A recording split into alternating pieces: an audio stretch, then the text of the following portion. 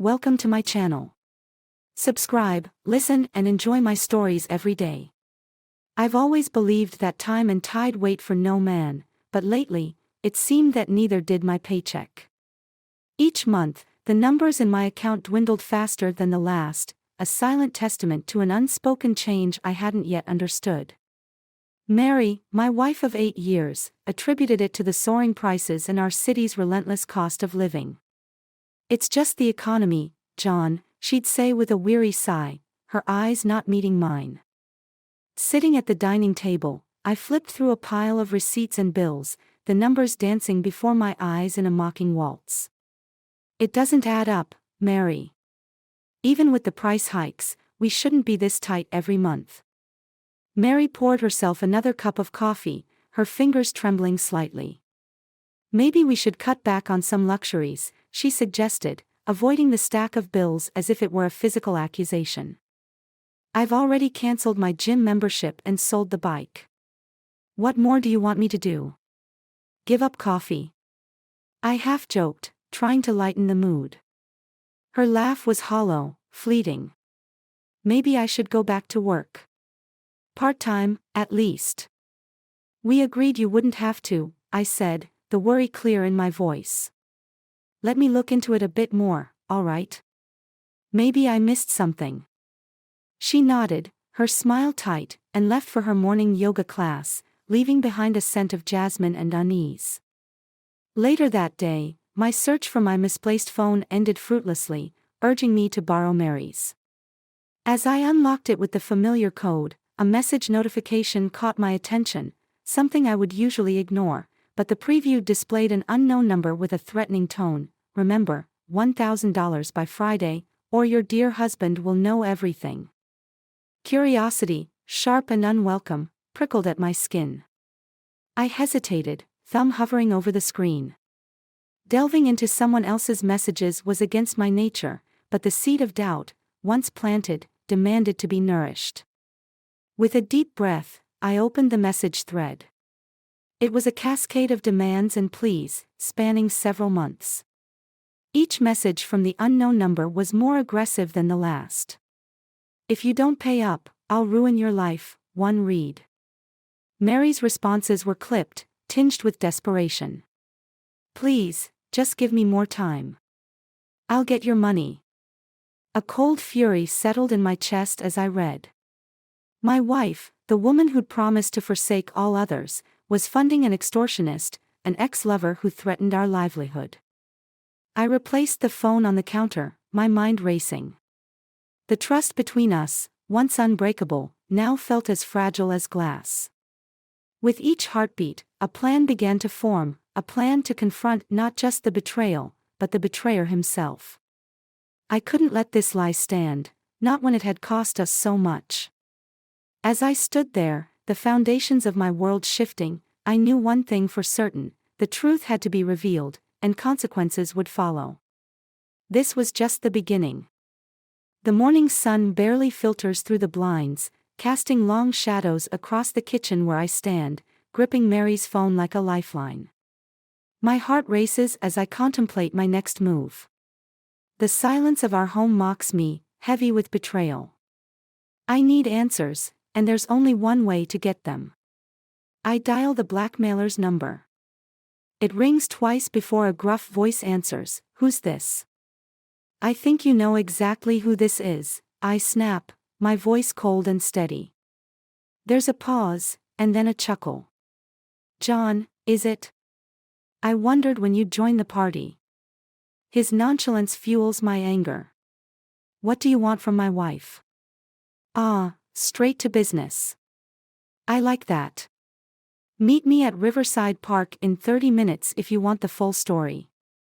No police, or the deal's off." I agree without hesitation, the need for confrontation overpowering my caution. Riverside Park is quiet, the usual morning joggers absent. I spot him near the footbridge, a tall, wiry man with a smug smile. He recognizes me instantly, his smirk widening.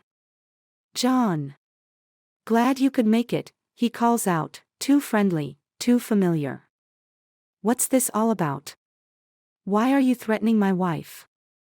I demand, stepping closer. He laughs, a sound that grates on my nerves. It's not just about money, though that's a nice perk. It's about her, John. She's not who you think she is. Before I can respond, a jogger slows near us, her gaze sharp, curious. It's Jessica, a mutual friend of Mary and mine. Her presence here can't be a coincidence. Jessica. What are you? She cuts me off, her voice urgent. John, I need to talk to you. It's about Mary. The blackmailer stiffens, his eyes darting between Jessica and me. You brought a friend. Jessica ignores him, her focus solely on me. Mary's in trouble, John. It's not just him, she nods toward the blackmailer. There are others. She's wrapped up in something bad. Others? What are you talking about? I ask, my mind reeling. The blackmailer steps forward, irritation flashing in his eyes. She's playing us all, mate. You, me, everyone. She's. A sudden shout interrupts us, and two men emerge from the treeline. They're headed straight for us, their intentions clear from their aggressive strides. Time to go. Jessica grabs my arm, pulling me away. We run, the adrenaline surging as the reality of my situation sinks in.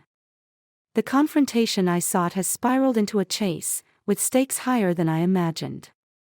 As we duck into an alley, Jessica gasps for air, her eyes wide with fear and determination. Listen, John, Mary's caught up with some dangerous people. I don't know all the details, but she's been trying to protect you from them. Protect me? By lying and paying off a blackmailer. I retort, frustration boiling over. She was scared, John. We need to figure this out, but you have to trust me. Can you do that? I nod, uncertain but resolved to uncover the whole truth. My wife, the life we built, everything hangs in the balance, and I'm not ready to let go without a fight.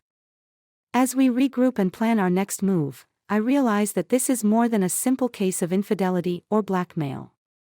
It's a tangled web of lies and danger, and I'm right at the center of it. Jessica and I find refuge in a cramped coffee shop, its windows steamed from the early morning rush. We sit at a corner table, our backs to the wall, watching the entrance with wary eyes. The bustle around us feels surreal, as if we're in a bubble of tension in the midst of everyday normality. Okay, let's sort this out, I say, pulling out my phone to check if there are any messages from Mary. There are none. You're saying Mary is involved with dangerous people. Who are they? What do they want from her, or from us? Jessica stirs her coffee absent-mindedly, her brow furrowed. It started a few months ago. She met someone who got her into some serious trouble. Loans, debts, she was desperate to keep it from you. And the blackmailer? I probe. He's just a part of it, a small-time crook who figured out what was going on and saw an opportunity to make some money. I shake my head in disbelief. And she paid him to keep quiet. Yes, but it's spiraling out of control. He's not the only one who knows now. There are others, more dangerous than he is, and they're interested in what Mary has gotten herself into. Suddenly, my phone buzzes. It's a text from Mary. John, where are you? We need to talk. I show Jessica the message. She wants to meet. That might be our chance to clear things up, Jessica suggests cautiously. But we have to be careful. If these people think she's turning on them, we'll take the risk. I have to know the truth, I insist. We agree to meet Mary at a public park, one typically crowded enough to deter any overt hostility. As we approach the designated spot, I spot Mary sitting on a bench, her posture tense, her eyes scanning the crowd nervously. Mary! I call out as we approach. She stands abruptly, her face a mix of relief and fear. John, I'm so sorry. I didn't want you involved in any of this. We are involved, Mary. It's time to explain everything.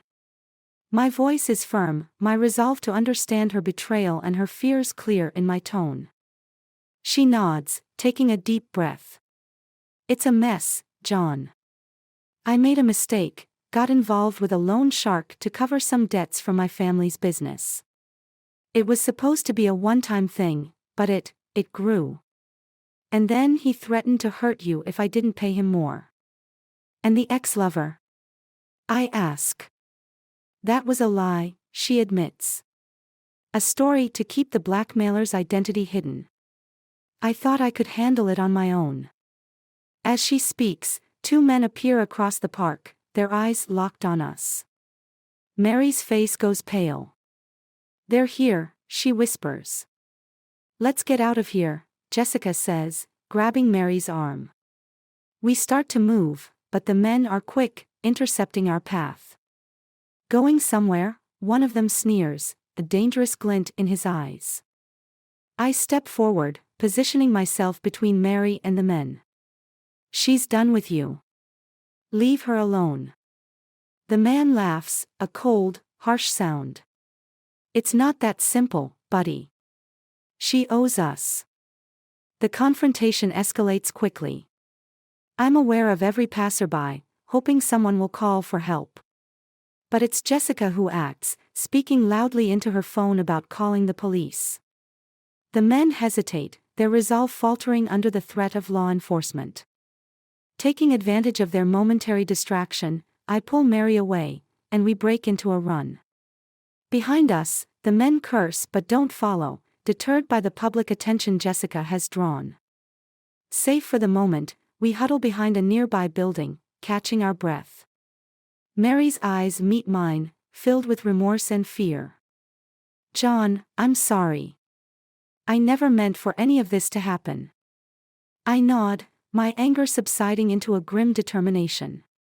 We're going to fix this, Mary. Together.